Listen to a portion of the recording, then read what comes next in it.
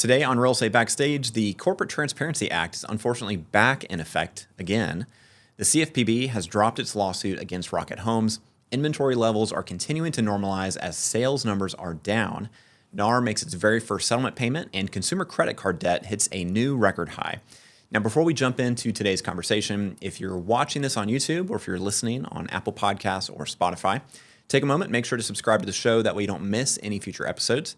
And if you're looking for the show notes where you can find links to all of the articles that we referenced today, you can find that at realestatebackstage.com/episode 20. Now, if this is your first time watching or listening, I'm your host. I'm Michael Smith. I'm the CEO and broker in charge here at Bluefield Realty Group. We are a 3-time Inc. 5000 company headquartered here in Greenville, South Carolina, and we provide real estate brokerage, property management, and insurance services. All right, so we're going to start with what is the most annoying news of the week, and that is the Corporate Transparency Act being put back into effect. So this is according to the National Association of Realtors. Quote, the Federal Crime Enforcement Network's beneficial ownership information reporting rule and requirements as mandated by the Corporate Transparency Act are back in effect. A Texas federal court in the Smith et al. Versus U.S. Department of Treasury case lifted the injunction halting FinCEN's actions related to the beneficial ownership information reporting rule. The Texas federal court's actions are in alignment with the Supreme Court's decision in the Texas Top Cop Shop Inc. order lifting a nationwide injunction related to the CTA. Actions by the Supreme Court and the Texas federal court will now allow FinCEN to proceed with further implementation and enforcement of the beneficial ownership information reporting rule. FinCEN has announced that it is extending the compliance deadline to March 21st of 2025 for reporting companies and entities to file initial BOI reports or to update and correct a BOI report. FinCEN is providing entities with additional time due to current litigation. FinCEN has also noted that it intends to initiate a process this year to revise the BOI reporting rule to reduce burden for lower risk entities, including many U.S. small businesses, unquote. So this has been an absolute mess. I really don't know any other way to describe it. The Corporate Transparency Act was passed by Congress and signed by President Joe Biden back in 2022, and the law went into effect January 1st of 2024. The purpose of the law was to try and combat money laundering, funding of terrorism, and things like that. And essentially, the CliffsNotes version of the law is that anyone who has ownership interest in a private entity, so a non-publicly traded business like an LLC or an S Corp or a C Corp, you have to file a beneficial ownership information report, a BOI report, disclosing your interest in that company to the federal government. Now, organizations are formed at the state level. So when you form your LLC, you do that with the Secretary of State where you live. So your state already has a record, but this is to basically create a database at the federal level where the Treasury Department has access to this information of who has ownership interests in which private companies. Now, this, of course, was challenged. There's pending litigation against this law because many people feel like this was an overreach by the federal government. And a few months ago, an initial injunction was placed against the law, which basically halted the requirement for people to file those BOI reports. However, another judge later ended up removing that injunction, putting the requirement back into effect. But then yet another judge put the injunction back in place, and now we have the injunction being removed yet again. So this has just been back and forth and back and forth. A lot of confusion from folks about whether or not they need to file these reports. But as of right now, as of the time of this recording, which is February 28th, 2025, the injunction has been removed, which means the law is back in effect. And if you own an interest in a private company like an LLC, so a lot of real estate agents have LLC set up that they get their commissions paid to by their broker. We talked actually last week a little bit about some reasons why you might potentially want to have an LLC set up. But if that's you, if you're in that situation and you do have ownership interest in a private company, as of right now, you do legally have to fill out that BOI report, and the new deadline is set for March 21st of this year. All right, so shifting gears, the CFPB, the Consumer Financial Protection Bureau, has announced that it is dropping its lawsuit against Rocket Homes and the Jason Mitchell Group. So a couple months ago, back in December, I believe episode 11 of the show, we covered this lawsuit where the CFPB had alleged RESPA violations, illegal kickback schemes between Rocket Homes and the Jason Mitchell Group. So this is according to RIS Media. Quote, the Consumer Financial Protection Bureau, CFPB, has dismissed a lawsuit against Rocket Homes and the Jason Mitchell Group with prejudice, ending the litigation, which accused both companies of engaging in an illegal kickback scheme, steering homeowners in exchange for leads. In an email obtained by RAS Media, Thomas Burke, a lawyer representing JMG, wrote that he was thrilled that the case had been dismissed with prejudice, meaning it cannot be refiled again at a later date. Jason Mitchell, founder and CEO of JMG, previously denied allegations in the lawsuit. The news comes after the Trump administration ordered the CFPB to halt all enforcement actions and lawsuits earlier this month, unquote. So a few weeks ago, episode 17, we discussed some efforts in Congress to defund the CFPB. So the Consumer Financial Protection Bureau was created as part of the Dodd-Frank Wall Street Reform and Consumer Protection Act of 2010. Now, this, of course, was in the immediate aftermath of the 2008 financial crisis, which precipitated the Great Recession. So this agency was given the power to regulate mortgages, credit cards, car loans, pretty much any type of financial product in order to protect consumers from unscrupulous lending practices. However, there are many on the political right end of the spectrum that have been critical of the CFPB, primarily because of how it is funded, which is through direct payments from the Federal Reserve rather than through funds appropriated by Congress, but also based on examples of what they consider to be gross federal government overreach. So, for example, there was a rule that was scheduled to go into effect soon that would limit overdraft fees to $5 nationwide. Now, I was a loan officer back in 2015 when the new TRID rules went into effect. And despite all of the wailing and the gnashing of teeth in the mortgage industry at the time, I actually thought that there was a lot of positive changes that were being made to help consumers. For example, the implementation of standardized forms like the loan estimate, closing disclosure. I think these were really valuable for the public. It made it a lot easier to compare apples to apples when you were looking at two different lenders, trying to decide which one was actually offering you a better deal that made the most sense for you. But it also made it easier for consumers to compare the original estimated numbers that the lender provided up front with the final numbers of what they were actually going to be paying at the closing table. So while the CFPB does serve a very important function as far as enforcing these laws meant to protect consumers, I do see the perspective that the agency has been given way too much authority to create and enforce rules. But this is really just, a century-long trend of Congress, through what I believe is, possibly laziness, delegating a lot of their authority to these executive branch agencies. So, for example, instead of Congress passing a law that says overdraft fees should be capped at $5, they just delegate that policymaking authority to the CFPB, and it ends up being, a whole bunch of unelected bureaucrats who create these rules and then enforce these rules. And the problem with that is that the people that work in these executive branch agencies aren't directly accountable to the public the same way that politicians are. So I can understand the temptation to want to rein in the CFPB, but I am very nervous about the prospect of completely gutting it, completely defunding it, because like I mentioned, they do serve a very valuable function. So specifically when it comes to this case with Rocket Homes and the Jason Mitchell Group. Now, look, I don't know the details of the case. I don't know whether Rocket and JMG are actually guilty of RESPA violations or not. If not, then of course it's a great thing that this case is being dismissed. But if they are guilty of those things, and again, I'm not saying they are, but if they are, the fact that this lawsuit is being dropped and being dropped with prejudice, which means it can not be brought again, I think that's a terrible thing. I think we shouldn't just be stopping all enforcement action from the CFPB, because there are bad actors out there violating RESPA and other laws, taking advantage of consumers, not doing things the right way, and it is important for us to have an enforcement mechanism in place at the federal level. All right, so let's talk about inventory. So this is according to Inman. Quote, the first number to know this week is 25%. That's how many more active listings there were this January compared to January of 2024. For sense of scale, it was about 829,000 active listings this year, compared to only about 666,000 active listings last year. And in fact, we are now only about 13% below the January 2020 levels on the eve of the pandemic. That's a huge milestone the housing market is approaching after really being defined by low inventory the last few years. Here's what happened early in the pandemic. Inventory plunged, first because sellers weren't even sure about selling in the early pandemic, and then because demand actually took off, fueled in part by lower interest rates, as well as booming demand for more space and maybe the chance to work from home. So ultimately, just over a year later, by May 2021, for instance, we had 62% fewer active listings than in May of 2019. That helped fuel some extraordinary price appreciation and really frenzied competition in the market for about a year. Then in mid-2022, interest rates shot up, from record lows of around 3% above pre-pandemic levels to the highest in a generation. This helped put the brakes on homebuyer demand for a while, slowly helping inventory to build back up toward normal levels, and that's almost where we are today. Now, what does higher inventory really mean?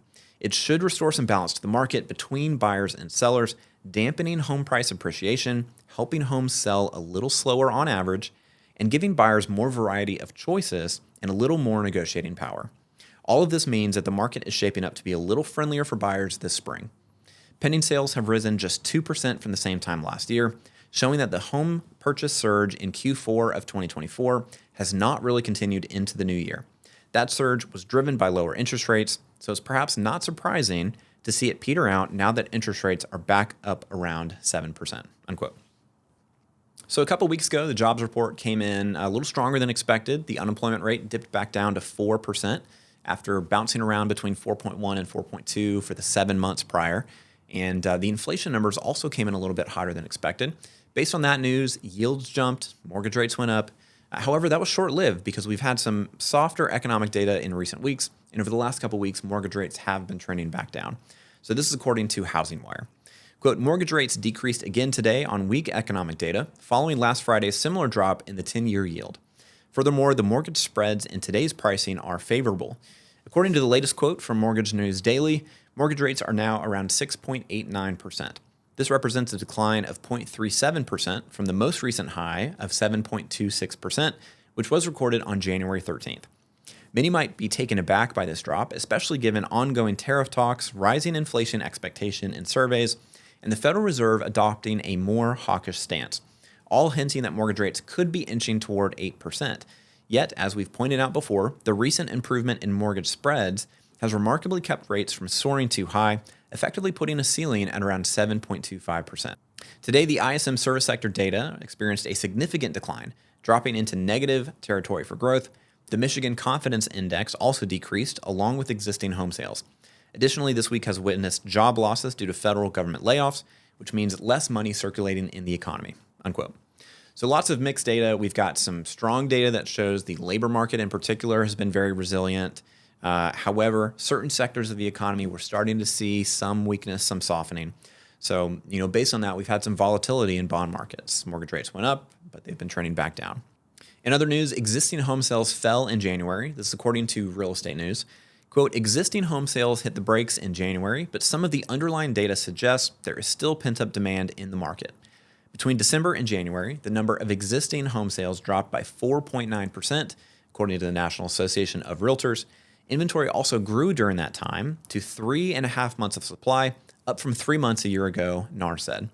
Despite the monthly decline, existing home sales were off to a better start in 2025 compared to 2024, rising 2% year over year in January.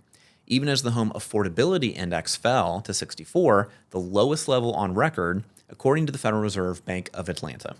It's worth noting that in December, existing home sales saw an even larger year-over-year jump, up 9.3%, but that still wasn't enough to push annual sales above 2023 levels.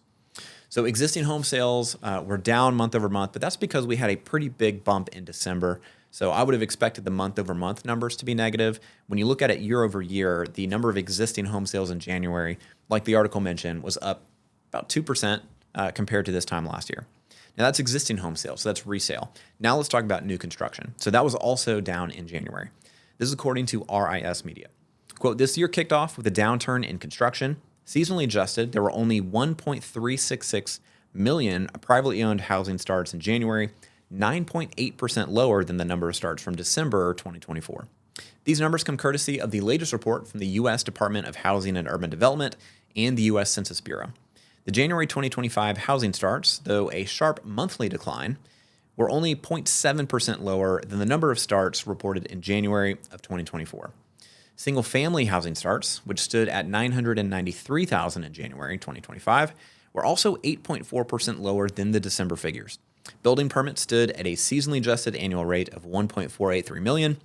This is a negligible change, 0.1% higher compared to December 2024, and a slight decline of 1.7% from January 2024. Joel Berner, the senior economist at Realtor.com, described the permit results as the first place where we see some uncertainty about the future affecting builder decisions. Berner proposed that the large gap between housing starts and housing completions in January suggested that builders are in wait-and-see mode when it comes to kicking off new residential construction projects due to ongoing concerns about inflation and proposed tariffs by the Trump administration, unquote. All right, shifting gears, the National Association of Realtors has made its very first settlement payment.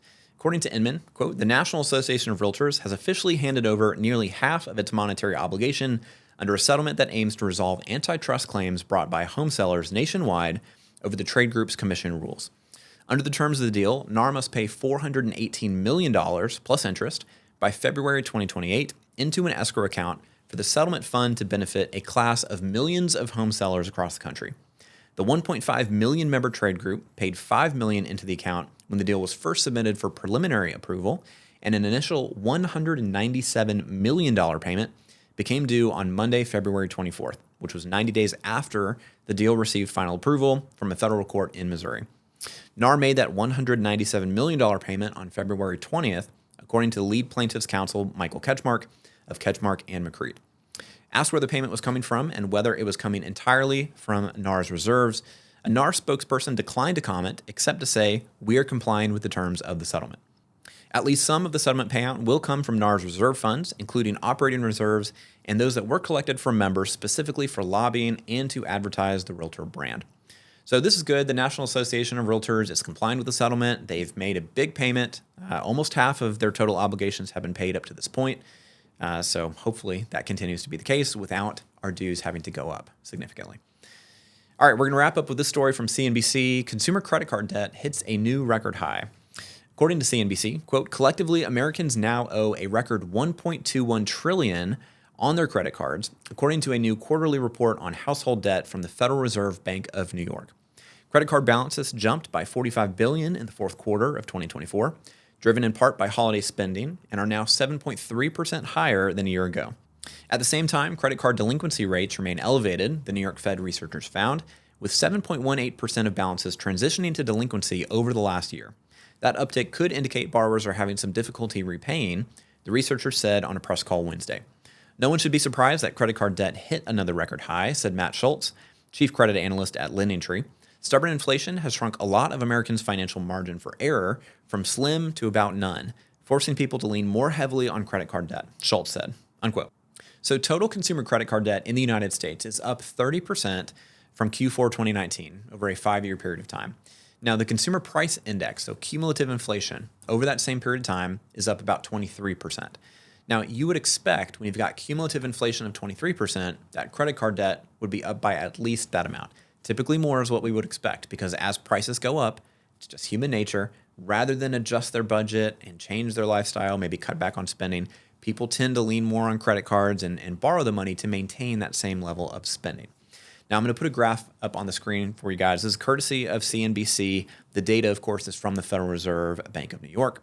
Now, when you first look at this, it can look maybe a little bit scarier than it actually is. And that's because it's easy to manipulate these charts and graphs to kind of paint the picture the way you want it painted. So you'll notice that the very bottom of this graph is set at $750 billion. If you set the floor at 0, it would make the increase appear a lot less dramatic. If you also zoom further back in time, so this goes back to 2018. If you were to take this back, 50 years, the overall trend is up and to the right, okay? Now, the way this graph is presented, it looks a little scary, and hey, it's definitely not a good thing, right? People have way more credit card debt than they should. Now, is this a bubble? Is this going to create all kinds of financial catastrophe? I'm not sure. It certainly is a precarious position for us to be in. I would much rather consumers have lower levels of credit card debt, that's for sure. But there are other things to keep in mind as well. The unemployment rate is very low.